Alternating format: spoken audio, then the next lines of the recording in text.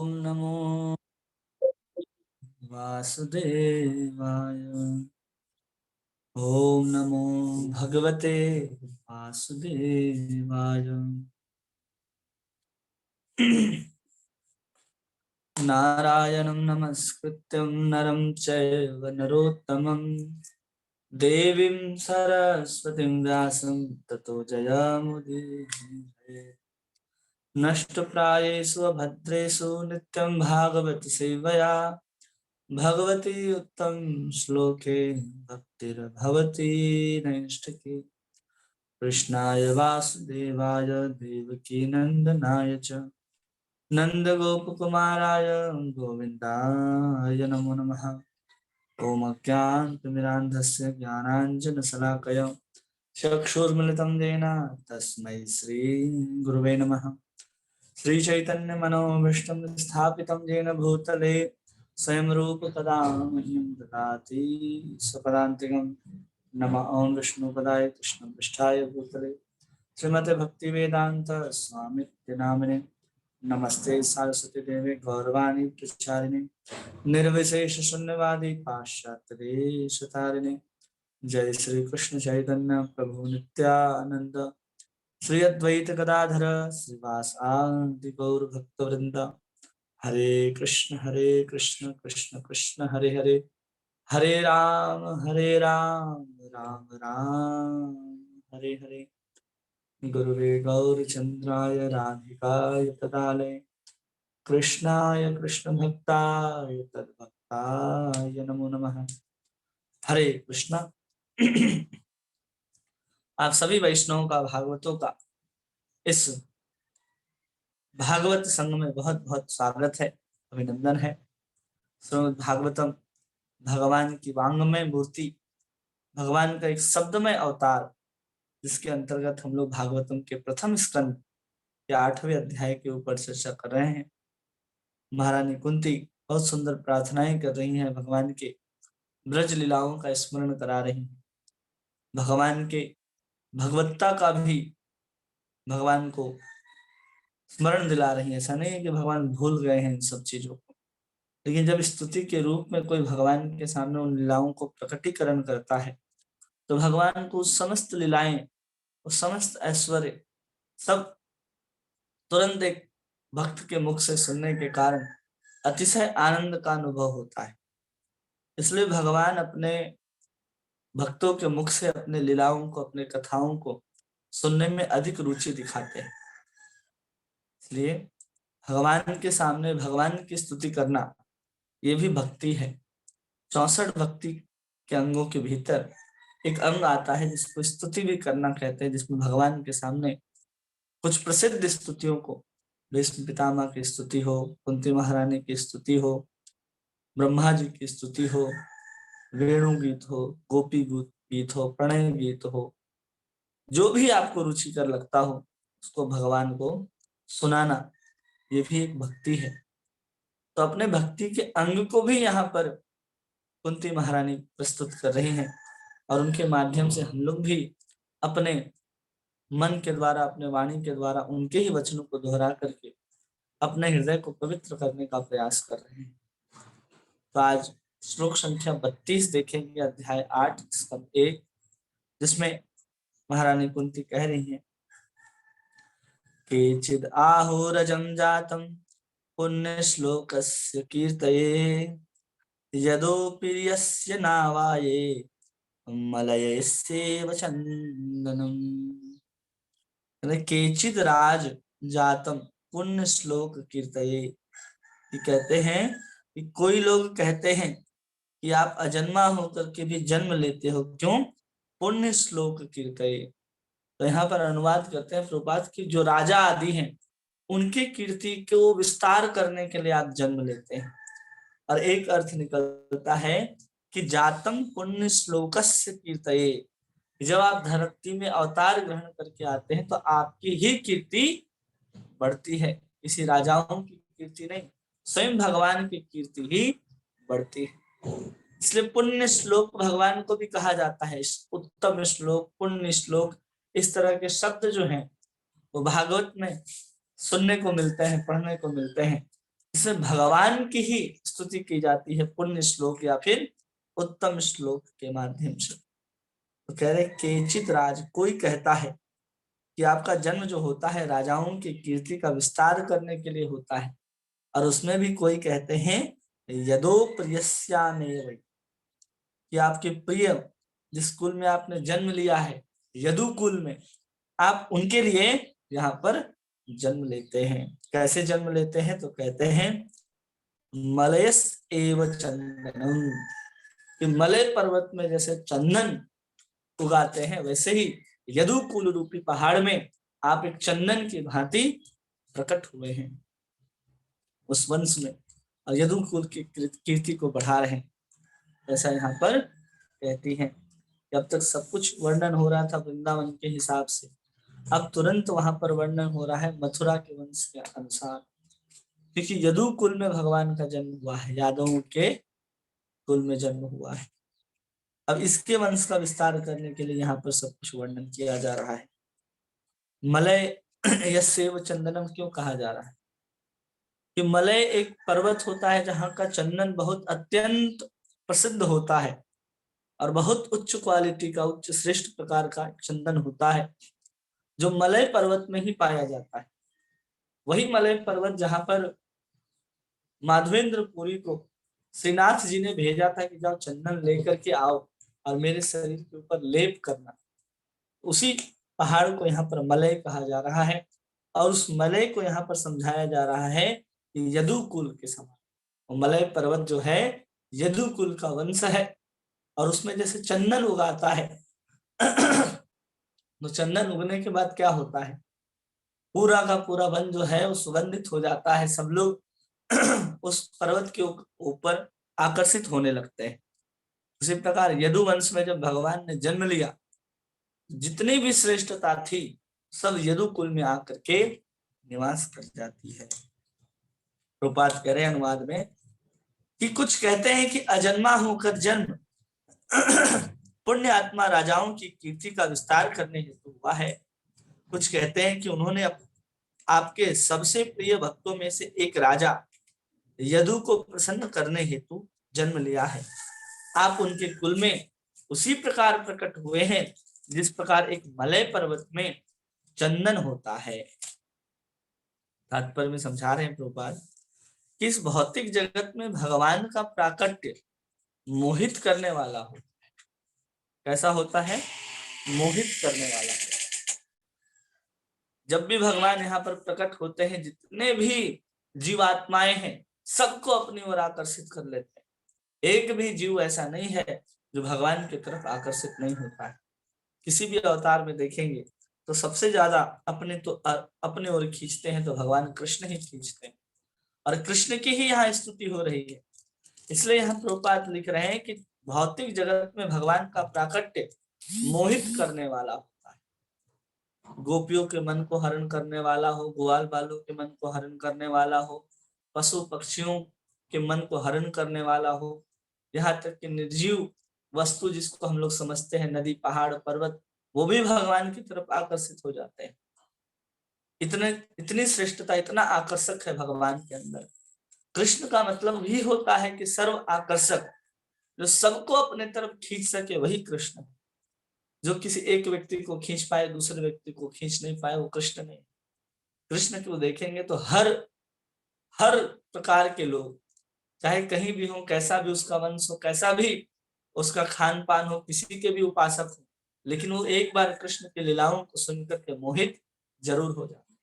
कोई भी हो, ऐसे अनेक लोग हैं जो अन्य देवी देवताओं के, अन्य अवतारों की भी उपासना करते हैं, लेकिन वो जब कृष्ण के अवतार के विषय में सुनते हैं, कृष्ण के सुंदर लीलाओं के विषय में सुनते हैं, उनका मन जो है वो कृष्ण की ओर चला जाता है। कृष्ण के इतने सारे अवतार, इतने सारे दिव्य लीलाएं, चाहे वो मथुरा में प्रकट होते हो या वृंदावन में या द्वारिका में, सब दिव्य से अति दिव्य होते हैं, और सब बड़े से बड़े लोगों को भी, छोटे से छोटे लोगों को भी मोहित कर लेते हैं। ऐसा नहीं है कि जो बहुत श्रेष्ठ व्यक्ति होगा, जो कृष्ण के करीब होगा वही मोहित है, नहीं। एक साधारण से साधारण जो कभी कृष्ण का नाम नहीं सुना हो, उसको भी अगर कृष्ण की कथाएं सुनाई जाती हैं तो वो भी कृष्ण की तरफ आकर्षित हो जाता है। प्रभुपाद जब यहाँ से गए हैं। तो जिनको कृष्ण का नाम नहीं पता है उनको भगवान की कथा, भगवान की लीला सुना रहे हैं, और वो इतने आकर्षक हो गए, इतने आकर्षित हो गए भगवान की तरफ कि उन्होंने अपना जीवन समर्पित कर दिया भगवान। कोई भी भगवान कृष्ण की ओर खींचा जा सकता है।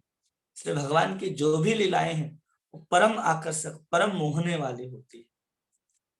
अतएव अजन्मा के जन्म के विषय में विभिन्न मत हैं।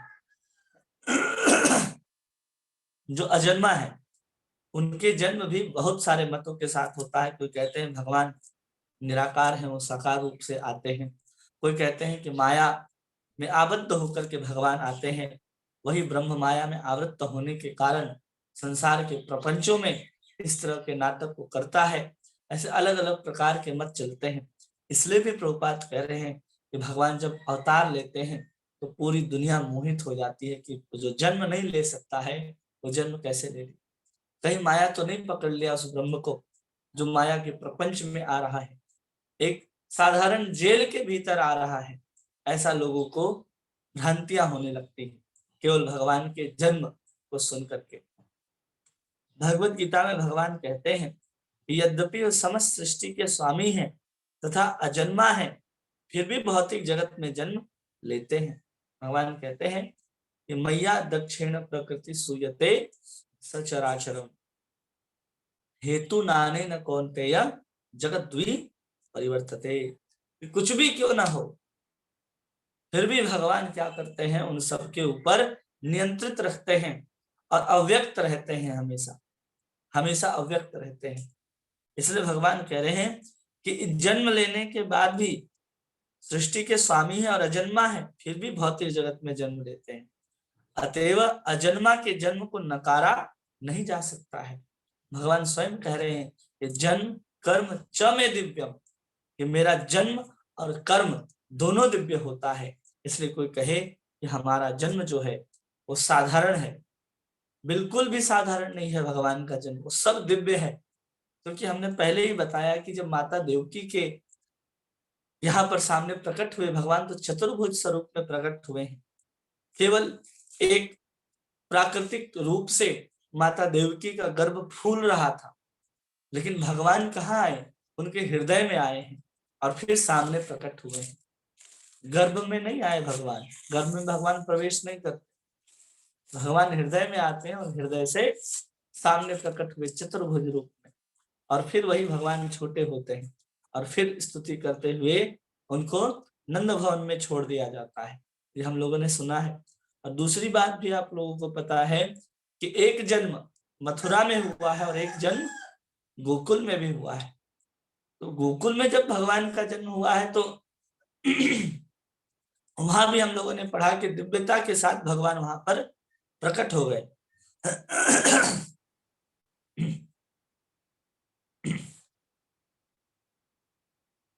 क्योंकि भगवान ने इस सत्य को प्रतिष्ठित किया है। फिर भी उनके जन्म के कारण को लेकर विभिन्न मत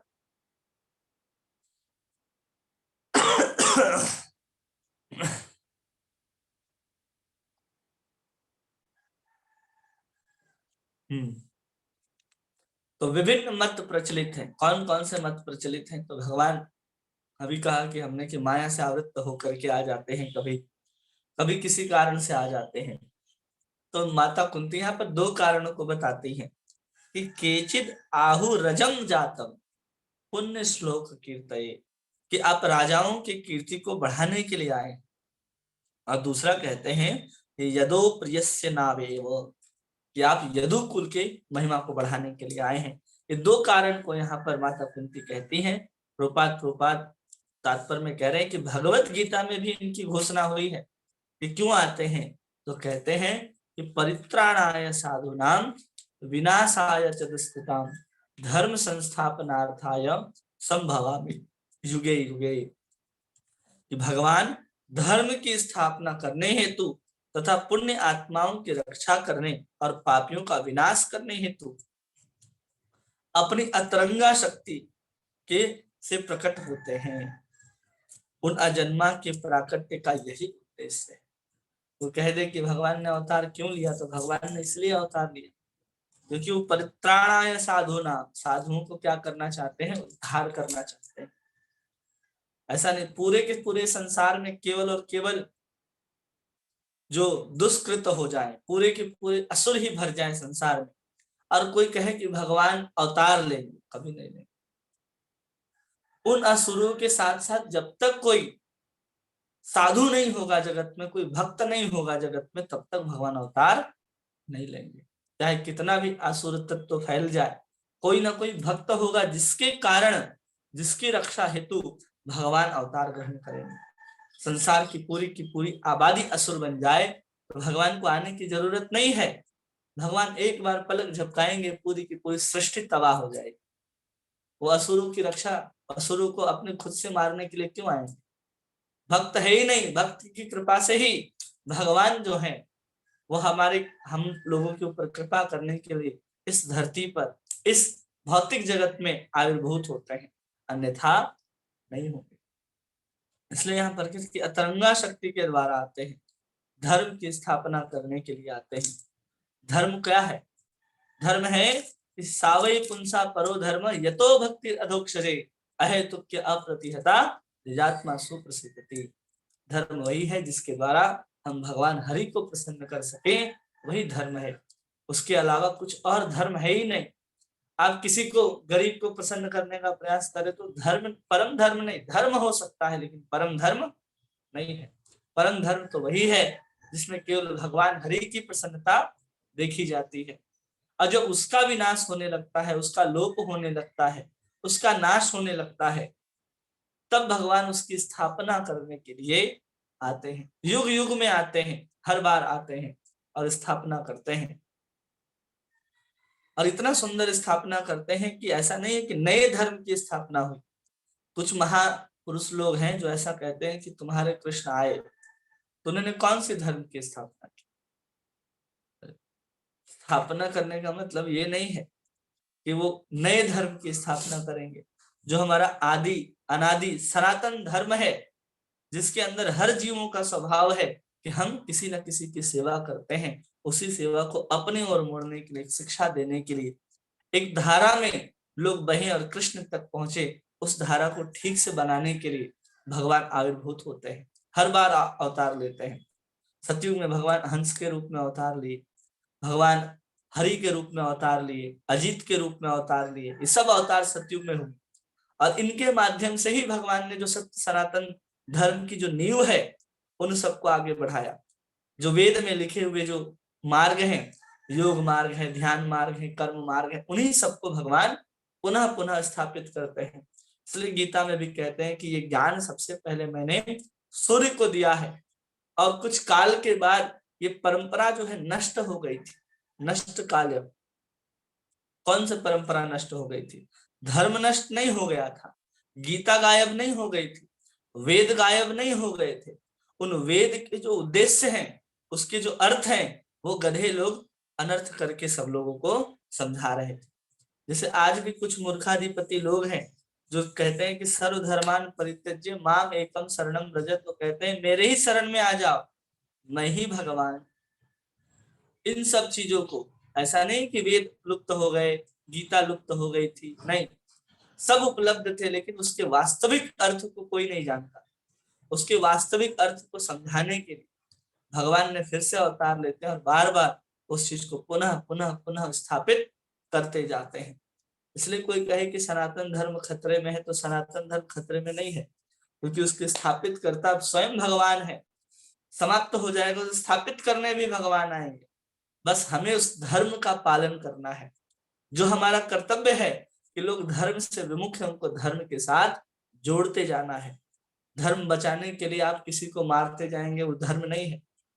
धर्म के लिए हमें भगवान की सेवा और लोगों को भगवान के साथ जोड़ने का प्रयास करना है।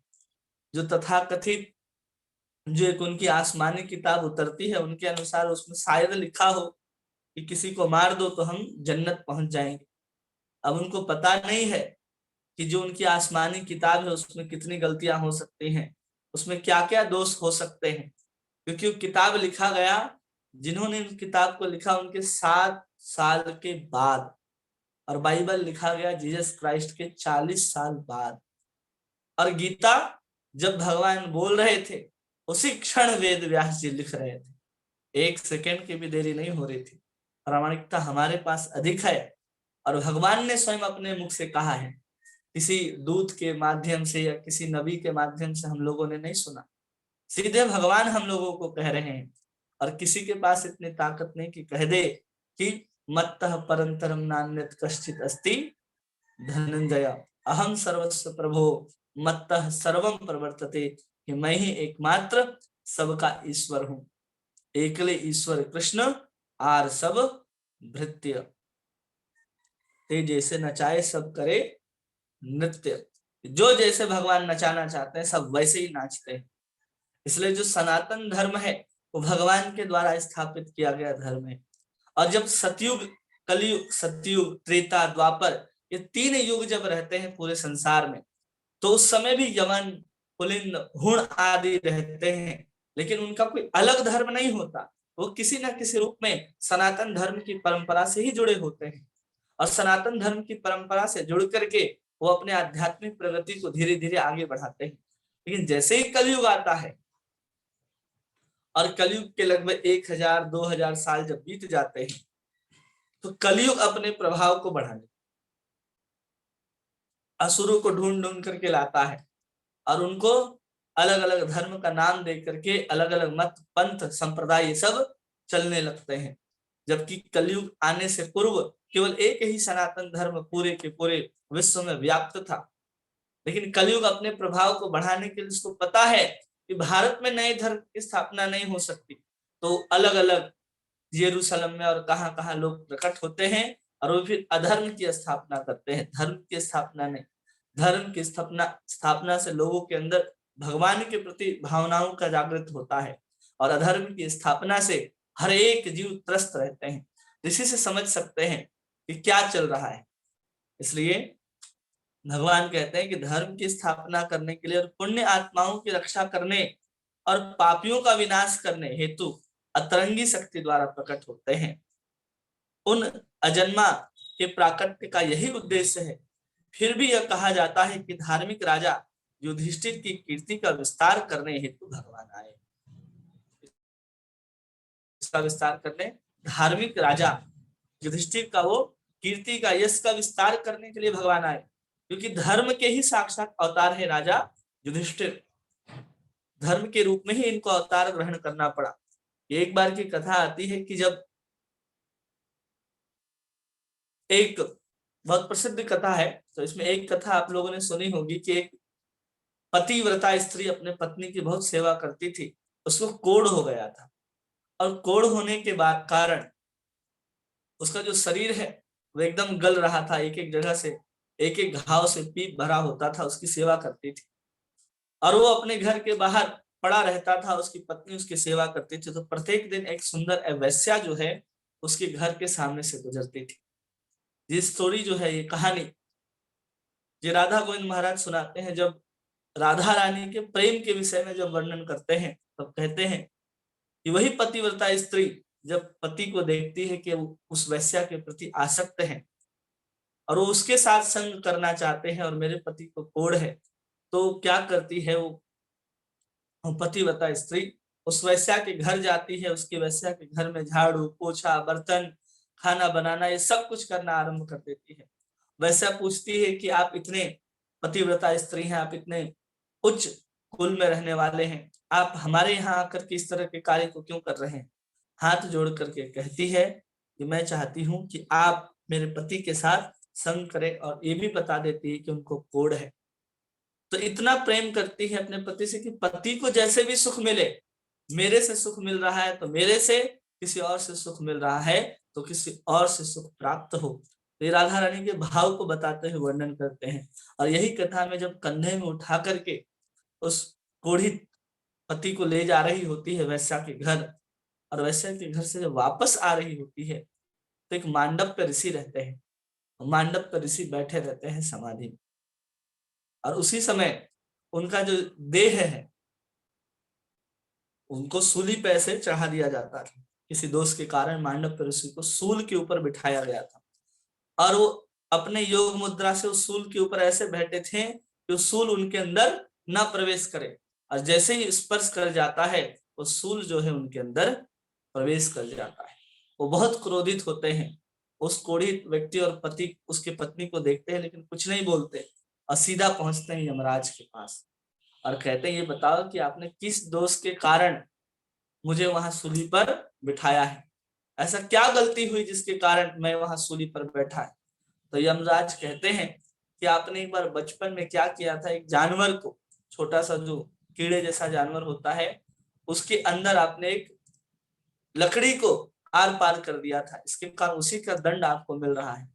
तो कहते हैं कि हमें याद भी नहीं है, और मैं उस समय बहुत छोटा था, इतना छोटा था कि उस समय दोष नहीं लगता। अगर कोई एकदम छोटा सा बालक हो, 1 या 2 वर्ष का हो, वो अगर ऐसा कोई गलती कर दे तो कहा जाए यमराज उसको सजा देंगे, तो ये बिल्कुल भी उचित नहीं है। तो उस समय मांडव्य ऋषि यमराज को श्राप देते हैं कि तुम 3 जन्मों तक क्या करोगे, मनुष्य के शरीर में रहोगे, एक मलेच्छ का, एक राजा का, और एक दासी पुत्र का।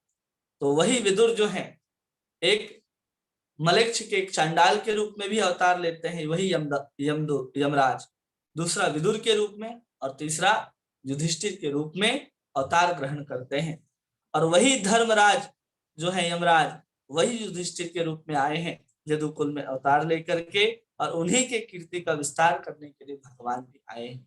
इसलिए हमेशा पांडवों के साथ भगवान उनके साथ लगे ही रहे, कभी भी उन्होंने भगवान को नहीं छोड़ा, या भगवान ने उनको नहीं छोड़ा।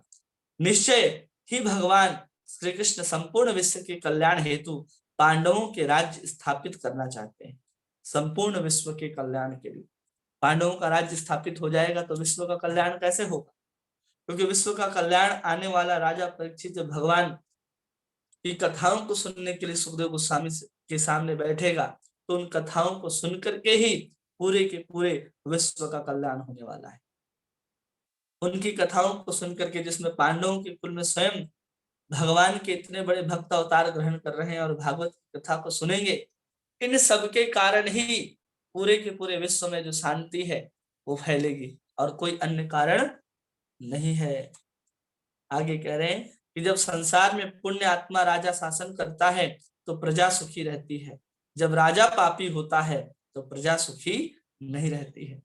अब आप दुखी हो रहे हैं तो सबके सब दोष किसके ऊपर जाता है, राजा के ऊपर जाता है, लेकिन सब 100% दोष राजा के ऊपर नहीं जाएगा। आपके जीवन का जो 50% हिस्सा है वो राजा को भी भोगना पड़ता है।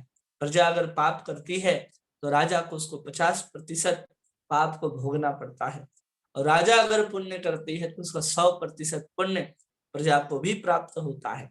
अगर आपके यहाँ का कोई मंत्री, विधायक, सांसद पापी है तो समझिए उसके जितने भी पाप हैं वो सब आपको भोगने पड़ेंगे, और आपके जितने भी पाप हैं सब उसको भोगने पड़ेंगे। इसलिए आज के समय में कोई राजा भी बनता है तो बहुत जिम्मेदारी का विषय है कि अगर उस अपने शासन को ठीक से नहीं चलाया उसके बाद तो उसको नरक जाना पक्का है। लेकिन आज के जितने भी नेता हैं वो सब के सब नरक जाने वाले, इसलिए उनके मरने पर शोक करने की आवश्यकता नहीं है, वो अपने कर्मों की सजा भोगेंगे नरक में जाकर के। इसलिए राजा को एक पुण्य आत्मा होना बहुत जरूरी है। अगर राजा पुण्य आत्मा होगा तो प्रजा जो है बहुत सुखी होगी। अगर प्रजा पापी है तो राजा पापी है तो प्रजा सुखी नहीं हो सकती। इस कलयुग में अधिकांश राजा पापी है, अतएव नागरिक भी निरंतर दुखी रहते हैं। लेकिन प्रजातंत्र में तो पापी नागरिक अपने प्रतिनिधित्व का चुनाव करते हैं। कौन चुनाव करता है? पापी राजा है तो इसमें राजा की गलती नहीं है, हम पापी होने के कारण हम पापी राजा का चुनाव करते हैं।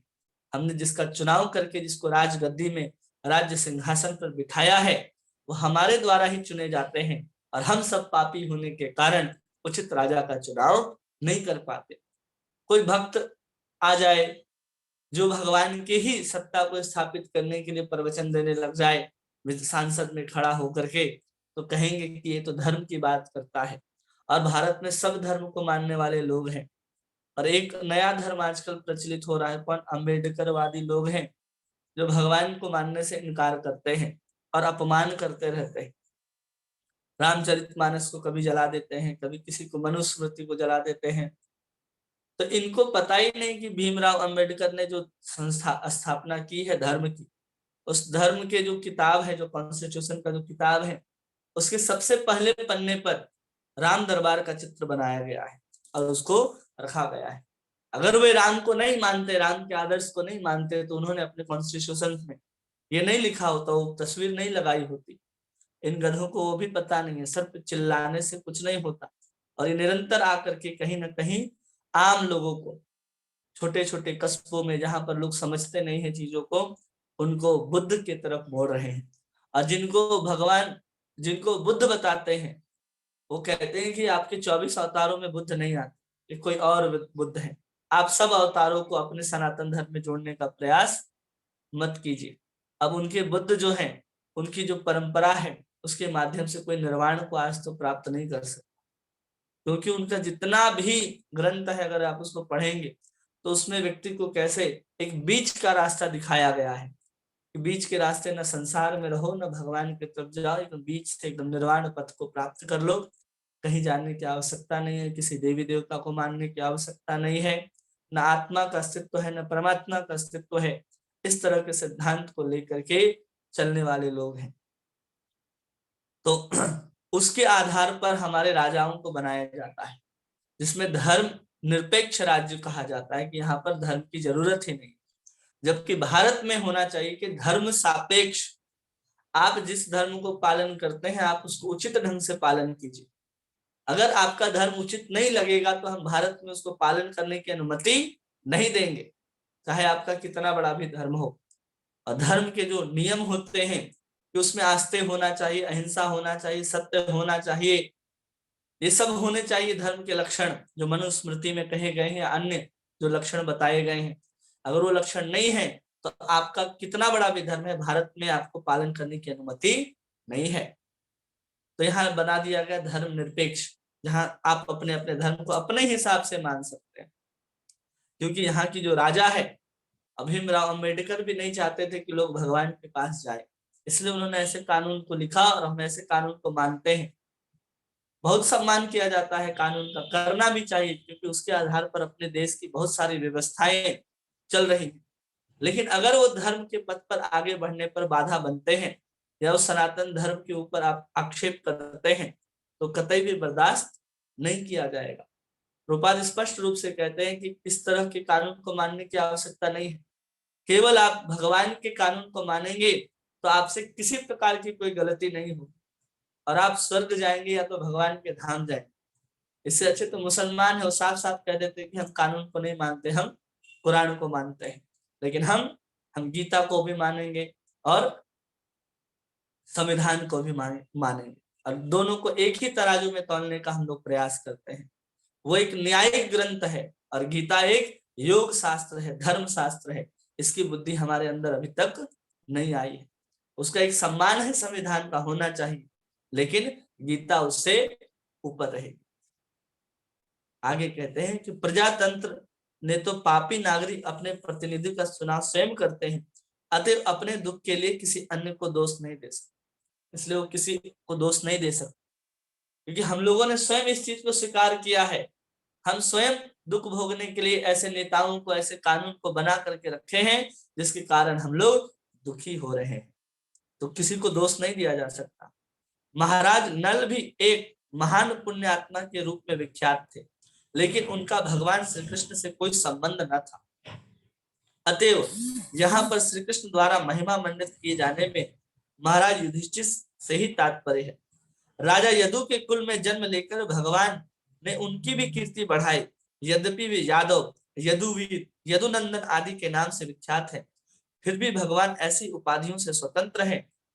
वे उस लेकिन चंदन के वृक्ष के विशेष रूप से मलय पर्वत क्षेत्र में उगता है, इसलिए चंदन तथा मलय पर्वत का नाम परस्पर जुड़ा हुआ है। अतएव निष्कर्ष यह निकलता है कि भगवान सूर्य के समान अजन्मा है, फिर भी वे इस प्रकार प्रकट होते हैं जिस प्रकार सूर्य पूर्व क्षितिज से उदय होता है। पूर्व कभी भी पूर्व क्षितिज का पुत्र नहीं होता, उसी प्रकार भगवान किसी के पुत्र नहीं, अपितु वे समस्त वस्तुओं के पिता या जनक है। क्या उदाहरण देते हैं प्रभुपाद कि जैसे सूर्य जो है प्रत्येक दिन पश्चिम में डूब जाता है, उसका उदय प्रत्येक दिन पूर्व दिशा में होता है। तो ऐसा नहीं कहा जा सकता कि वहां से जन्म हो रहा है सूर्य का।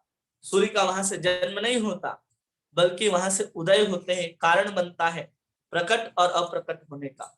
जब आपको सूर्य नहीं दिखाई दे रहा हो तब भी सूर्य प्रकट रहते हैं, और जब सूर्य आपको दिखाई दे रहा है तो साक्षात रूप से प्रकट है ही। उसी प्रकार जब भगवान इस धराधाम में अवतार ग्रहण करते हैं तो सूर्य जैसे पूर्व दिशा से उगता है, उसी समय उसी प्रकार भगवान भी यहाँ साक्षात रूप में दिखाई देते हैं। और जब भगवान अप्रकट हो जाते हैं तो जैसे सूर्य पश्चिम दिशा में सूर्यास्त हो जाता है, लेकिन फिर भी सूर्य कहीं ना किसी प्रांत में अपने प्रकाश को प्रकाशित कर रहा होता है। उसी प्रकार भगवान यहाँ से जब प्रकट अप्रकट हो जाते हैं तो उनकी लीलाएं नित्य धाम में अथवा किसी न किसी ब्रह्मांड में उसी प्रकार चल रही होती हैं। तो ऐसे कोई कह सकता है कि भगवान कैसे आए, ऐसे प्रकट होता है भगवान। ऐसे भगवान जो है अजन्मा होकर के भी अजम जातम, कहा जा रहा है अजम जातम, अजन्मा होकर के भी जन्म लेते हैं। वास्तव में जन्म नहीं लिए, जैसे सूर्य अस्त होता है उदय होता है, ऐसा नहीं कह सकते कि नया सूर्य उदय हुआ है पूर्व की दिशा में, नहीं। सूर्य वही है जो करोड़ों सालों से चमक रहा है, वो प्रत्येक दिन नया सवेरा नया सब कुछ लेकर के आता है, तो हमें लगता है कि नया सूरज आज उगा है। उसी प्रकार भगवान हर बार वैसे ही हैं, लेकिन प्रत्येक क्षण वो नवायमान होते रहते हैं।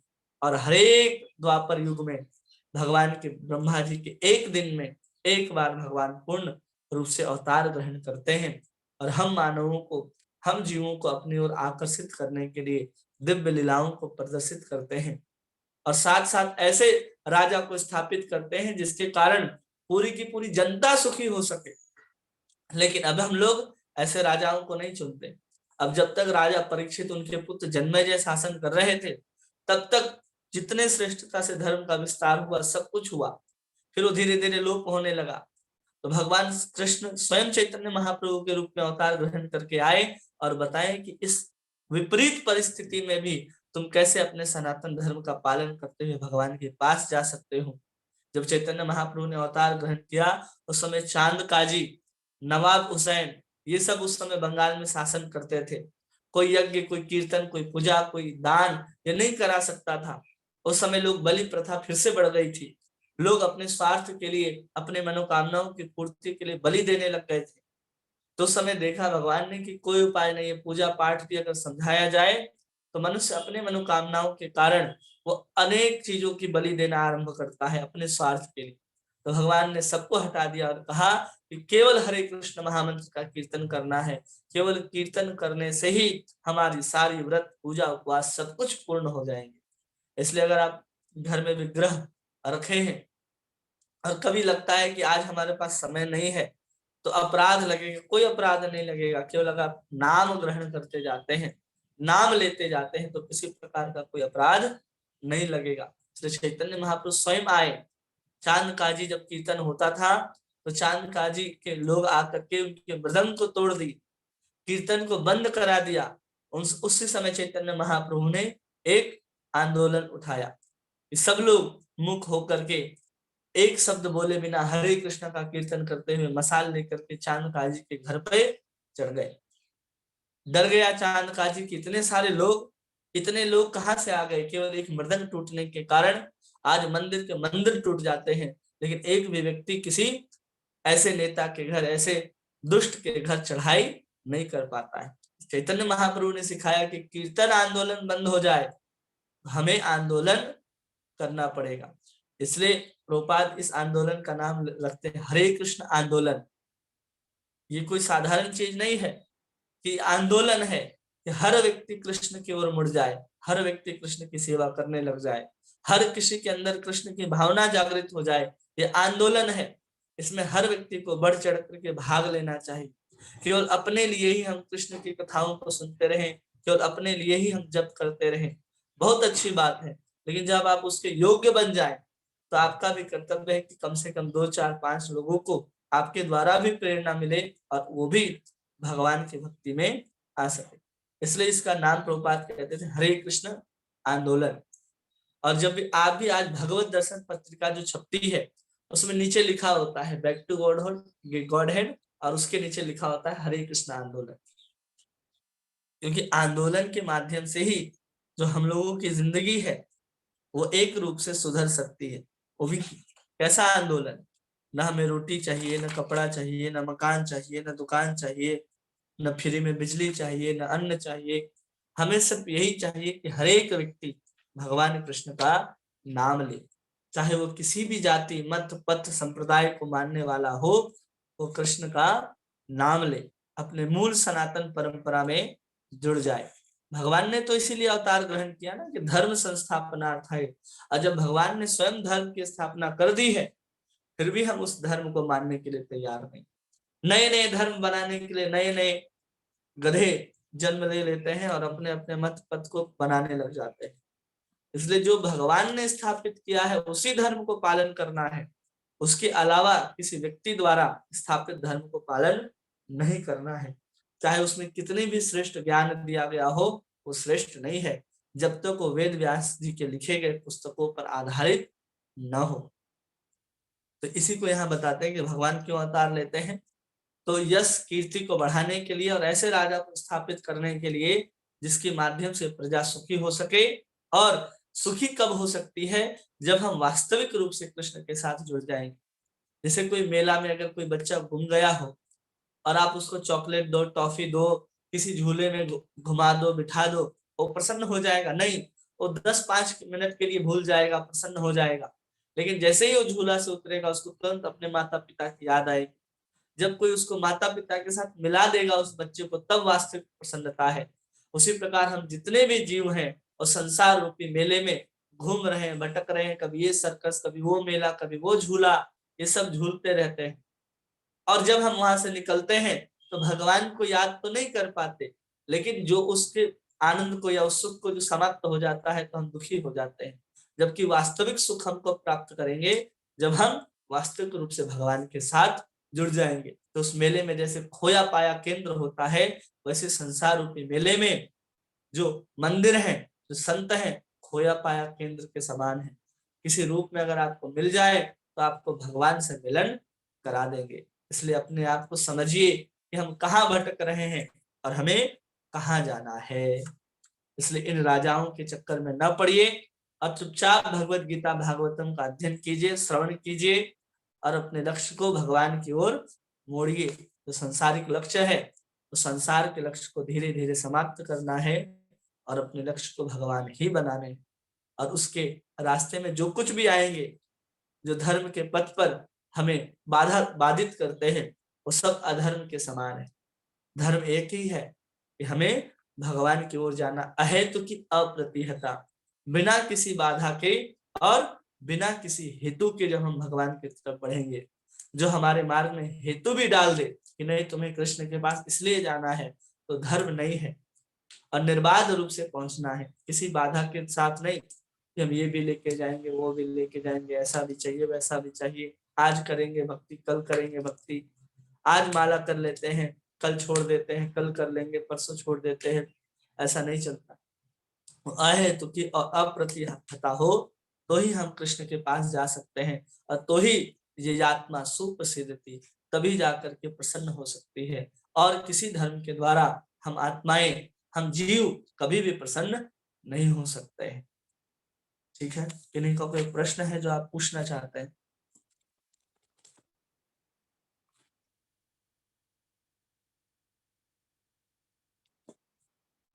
हरे कृष्णा प्रभु जी, दंडवत प्रणाम। हरे कृष्णा, दंडवत प्रणाम। कैसे हैं प्रभु जी? बढ़िया। यात्रा आप? अच्छी चल रही है? हाँ यात्रा अच्छी चल रही है, मैंने कहा प्रभु जी की वहाँ। हाँ, यात्रा अच्छी चल रही है। हाँ जी, बहुत अच्छा प्रभु जी। बहुत अच्छे से बताया प्रभु जी आज आपने ईश्वर के प्राकट्य और अप्राकट्य के बारे में। प्रभु जी, मुझे ना अभी आपने बीच में एक बोला था कि विदुर और युधिष्ठिर का जन्म हुआ, ये मेरे को थोड़ा बीच में शायद ढंग से क्लियर सुनाई नहीं दिया। क्या बता रहे थे प्रभु जी आप? बता रहे थे कि मांडव ऋषि का यमराज को श्राप मिला था कि उनको हाँ जी, 3 जन्म लेने पड़ेंगे। तो हाँ एक जी, ही साथ उन्होंने 3 जन्म धारण किए, एक राजा के रूप में जो युधिष्ठिर हुए, एक दासी पुत्र के रूप में जो विदुर हुए, और एक उसी राज्य में रहने वाला एक और चांडाल के रूप में धर्मराज यमराज का जन्म हुआ। अच्छा प्रभु जी, हाँ जी, मुझे ना थोड़ा वही सुनने में वो हो गया था।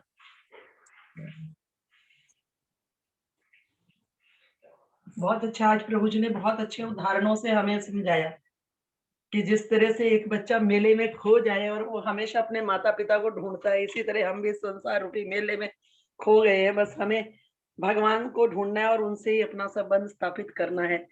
अगर हम ऐसा नहीं करते तो हमें कहीं भी चैन नहीं है, कोई भी सुख नहीं है। बहुत ही अच्छे प्रभु जी, बहुत ही अच्छे अच्छे उदाहरणों से आपने बताया, बहुत ही अच्छा था। धन्यवाद प्रभु जी।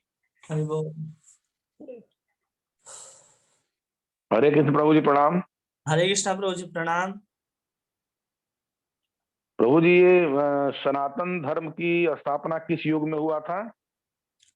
सनातन धर्म की स्थापना युग में नहीं हुई थी, जब से संसार है तब से सनातन धर्म है।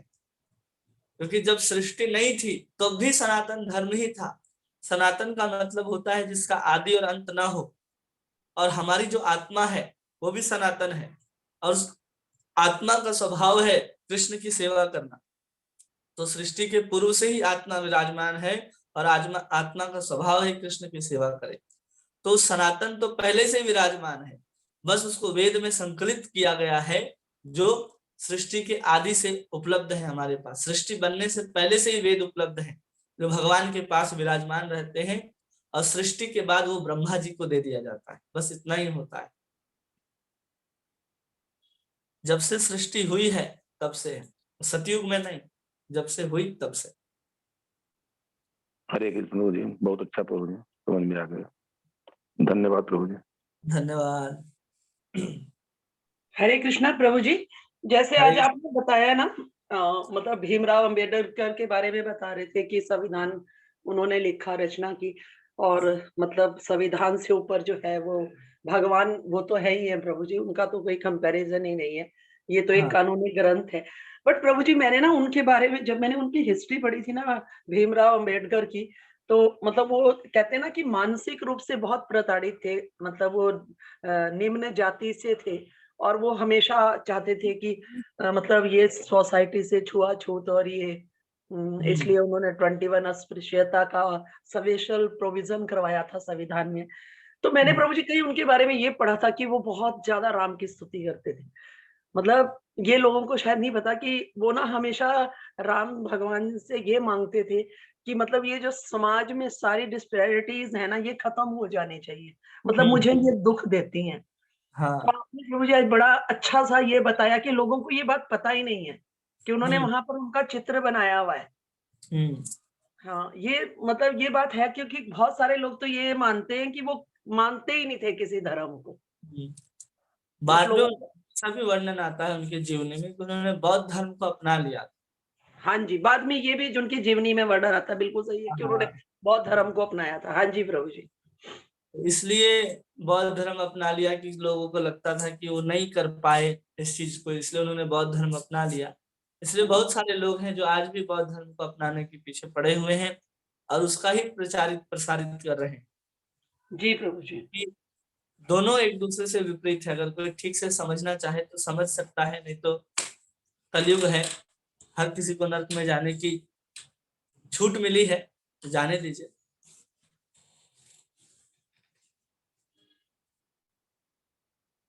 हमें अपना काम करना है। और किन्हीं का कोई प्रश्न है? हरे कृष्णा प्रभु जी, दंडवत प्रणाम। प्रणाम। आपको बहुत-बहुत धन्यवाद देना है। आज मेरे मन में ना हमेशा अपराध बोध रहता था, क्योंकि मैंने विग्रह अनजाने में ही हम ले आए। राधा माधव जी है हमारे पास, छोटी-सी एडिटीज़, लेकिन सेवा हम करते हैं दिल से। लेकिन कई बार बाहर जाना पड़ता है, पूरी फैमिली चली जाती है, मतलब टाइम से वैसे तो सब भोग वगैरह लगता है, आरती भी होती है, पर कभी-कभी छूट जाता था तो बड़ा मन में ये रहता था डर। लेकिन आज आपने कहा कि ऐसा नहीं है, मतलब ये तो हम कर ही रहे हैं, इसके साथ नाम जप भी करते हैं, वो तो हम कहीं पे भी रहते हैं वो करते ही हैं। पर अब मेरे मन से ये भय चला गया कि ये अपराध है, मतलब थोड़ा लगना तो चाहिए कि वो हमारे माता-पिता है घर में, लेकिन आज थोड़ा अपराध बोध कम हो गया, टेंशन कम हो गया कि कभी छूट भी जाए तो हम भगवान सँभाल लेंगे हमको। जब आप बाहर धन्यवाद। जाए बात का ध्यान रखें कि उस विग्रह को हम शयन करा दें। जी, ठीक है? शयन करा दे। हाँ, उनको ऐसे ही खड़े ऑल्टर में नहीं छोड़े। जैसे हम प्रत्येक अच्छा, दिन शयन कराते हैं ना भगवान को, वैसे उनको शयन करा देना है और फिर आप बाहर जा सकते हैं। तो प्रभु जी शयन तो जैसे हम खड़े में ही कराते, क्योंकि हमें चैतन्य चरण प्रभु जी है अजमेर में, प्रेसिडेंट है हाँ, वहाँ के। तो हाँ, उन्होंने हमें बताया कि विग्रह को आप इस तरीके से लेटाए ना, ये बिस्तर लगा के और ऐसे, मतलब वो हम उनके जो थोड़े बहुत आभूषण वगैरह उतार के और पर्दा लगा देते हैं और मतलब ऐसे कंबल वगैरह उनको उड़ा देते हैं। पर उन्होंने हमें लेटाने के लिए मना किया। कुछ लोग बिस्तरा बना के और लेटाते ना, ऐसे शयन कराते हैं, मतलब पर्दा लगा देते हैं, बस इस तरीके से शयन कराते हैं प्रभु जी, तो वो ठीक है? देखिए, शयन कराते हैं तो एक भावना होती है ना कि हम जैसे बिस्तर में लेटते हैं वैसे भगवान को ही जी। लेटाएं। जी, अगर जी। आप अपने से सोचिए कि आप भगवान को खड़े खड़े ऐसे खाली भावना कर दे कि भगवान लेट गए हैं, जी, लेकिन फिर आप विग्रह रखें। जी, अगर आप चित्रपट रखते हैं तो समस्या समझ में आती, लेकिन विग्रह है जी। तो विग्रह को ऐसे खड़े खड़े ना सुलाएं, क्योंकि जितने भी बड़े बड़े मंदिर हैं सब जगह बिस्तर होते हैं माता। चाहे वो अच्छा। राधा रमन मंदिर में जाए, यहाँ तक कि गोविंद जी इतने बड़े विग्रह हैं, वही अजमेर के पास जयपुर है, उनको भी जी, जी, सुलाया जी। जाता है। तो अच्छा, वो जो छोटे से रहते हैं विग्रह, देखिए एक तो बड़े रहते हैं और एक छोटे जो हाँ, उनके जो प्रतिरूप होते हैं उनको। उनको सेवा विग्रह कहते हैं ना, जो हमारे जी, मंदिर जी, में जी। जो मार्बल की मूर्ति होते हैं और सामने पीतल के रखे होते हैं, जी, जी, जी, जी। शयन कराते हैं। उत्सव विग्रह ना प्रभु जी, उत्सव विग्रह। हाँ, उत्सव विग्रह या फिर सेवा विग्रह कहते हैं उसको। ठीक है प्रभु जी, तो फिर मैं आज ही लेके आती हूँ। मैंने हाँ, अभी तक नहीं लिया था बिस्तर, वो क्योंकि कहीं सुना है चैतन्य चरण प्रभु जी ने ऐसा बोला था, अभी मैं लेके आऊँगी, फिर मैं ऐसे ऐसे शयन करा दूँगी उनको। ठीक है प्रभु जी, बहुत-बहुत इसके लिए धन्यवाद। आपको थोड़ा सा समझना होगा, एक भावना का चीज है माता जी इसमें, कि आप स्वयं तकिया बिस्तर लगा करके सोएंगे और भगवान का आप सिर्फ भावना कर, जो विग्रह है ना वो, जी, अब जब विग्रह है तो विग्रह में भगवान तो है ही। ऐसा थोड़ी बिल्कुल। कि आप शयन करा दिए कहीं चले गए सोने के लिए, आपको नहीं, वहीं सुलाना होगा उनको माता जी। ठीक बिल्कुल, है, तो बिल्कुल अगर आप करूँगी कहीं प्रभु जाते जी। हैं तो इस बात का ध्यान रखिए कि जी, उनको हम लोग ये मतलब शयन करा दें भगवान को, 2 दिन के लिए 3 दिन कहीं भी जा रहे हैं तो शयन ही जी, करा जी। ठीक है प्रभु जी। धन्यवाद प्रभु जी। हरे कृष्णा। और दें। भोग वगैरह भी रखना है क्या प्रभु जी, जैसे ड्राई ड्राई कुछ भी, ड्राई फ्रूट्स या जैसा कुछ हाँ, ऐसा? माताजी मैं भी रखती हूँ ड्राई फ्रूट्स वगैरह या लड्डू या कुछ भी बना के, सामग्री घर के हाथ की बनी हुई तो लगा के रख के जाती हूँ, कहीं जाना होता है जैसे, तो क्योंकि ऐसे ले लेके हम नहीं घूमते। वही प्रभु जी को पूछ रहे हैं कि ऐसा करके 2-3 हुँ, दिन के लिए जा रहे हैं तो ड्राई फ्रूट्स का डब्बा ऐसा कुछ रख के जा सकते हैं ना नहीं प्रभु जी नहीं को? नहीं कर सकते, उनको शयन करा देना है। तो हाँ, शयन में ही रहेंगे वो भगवान, जब आएंगे आप तभी उठेंगे वो। तो भूखे रहेंगे मतलब उनको नहीं, जब भूखे रहेंगे, इतना जब सोचा ही जा रहा है तो उनको साथ में लेकर के जाना होगा। शयन अच्छा। करा दे मतलब उस समय भगवान सो ही रहे हैं, जब तक आप नहीं आएंगे। जब आप आएंगे तो बता करके जाना है कि हम इतने दिन पर भगवान आने वाले हैं और उसके बाद आपकी सेवा होगी। तब तक भगवान सोए ही रहेंगे, अब सोए हुए रहेंगे तो भूख लगने वाली नहीं है भगवान। और जैसे ही उठेंगे तो बहुत जोर से भूख लगेगी। आप 8 दिन के बाद आ रहे हैं तो उस हिसाब से भगवान को ढेर सारा भगवान को भोजन बनाइए और खिलाना होगा। हम्म। फिर सेवा क्या, भगवान के सामने तो रसोई भी आपकी पड़ी है वहीं पर, रसोई का भी चाबी वहीं रख करके जाइए, भगवान बना लीजिएगा, खा लीजिएगा। हम लोग तो कुछ रख के चले जाते थे प्रभु जी, जैसे ड्राई फ्रूट्स हो या कुछ सूखा मेवा वगैरह आइटम हो ना, ऐसा वो रख के जैसे चले। रात भर आप शयन कराते हैं ना, हाँ, तो रात में तो आप वहीं रहते हैं तो भगवान को भूख लगेगी ऐसा भावना करके हम भगवान के सामने लड्डू ड्राई फ्रूट्स ऐसा रख सकते हैं। लेकिन हम 8 दिन के लिए 4 दिन के लिए कहीं जा रहे हैं और ऐसे ड्राई फ्रूट्स रख के जाए तो थोड़ा, हम्म। इसमें सब भावना का खेल है बात है। वो विग्रह जो है उसको आप अगर भगवान मानते हैं, अपना मानते हैं, तो सेवा और अच्छे से हो। सिर्फ उसको एक भगवान मान लेते हैं और विग्रह रखें तो थोड़ी सेवा में शिथिलता आ जाती है, कि वो सिर्फ विग्रह नहीं है, वो भगवान या, है, वो आपके घर में आ गए, तो उनकी या सारी जिम्मेदारी आपकी है। हम्म, या अपन कहीं बाहर भी हैं प्रभु जी, तो फिर जहाँ कुछ भी अपन ग्रहण कर रहे हैं, कहीं भी बाहर जैसे भी मंदिर हो या, तो वहां अगर अपन ऐसा कुछ बोल के अर्पण करके करे तो भी नहीं ना, कुछ करने की जरूरत नहीं जैसे अपन नहीं, बोलते कुछ हैं? करने की जरूरत नहीं है। जहाँ आप ग्रहण करेंगे वहां प्रसाद पहले से अर्पण किया हुआ होगा भगवान को, इसलिए जब आप विग्रह की सेवा कर रहे हैं घर में, जब कुछ ना हो तो या विग्रह ले जाने की आपके पास सुविधा हो तो बहुत अच्छा है, लेकिन उसको रास्ते में लेकर नहीं घूमना है। जहाँ होटल में रूम में गए वहां अगर ऐसी व्यवस्थाएं हैं तो आप उसको रख सकते हैं, नहीं तो उनको घर में ही सेंड करा दीजिए। ठीक है प्रभु जी, दंडवत प्रणाम। धन्यवाद, प्रणाम।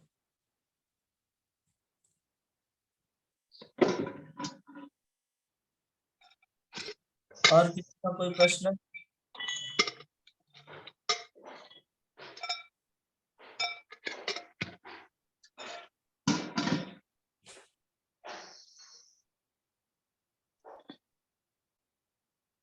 किन्हीं और का कोई प्रश्न?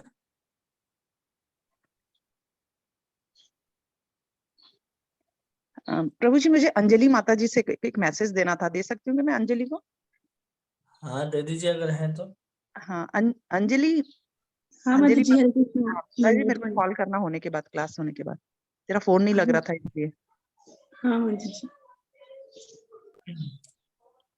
ठीक है,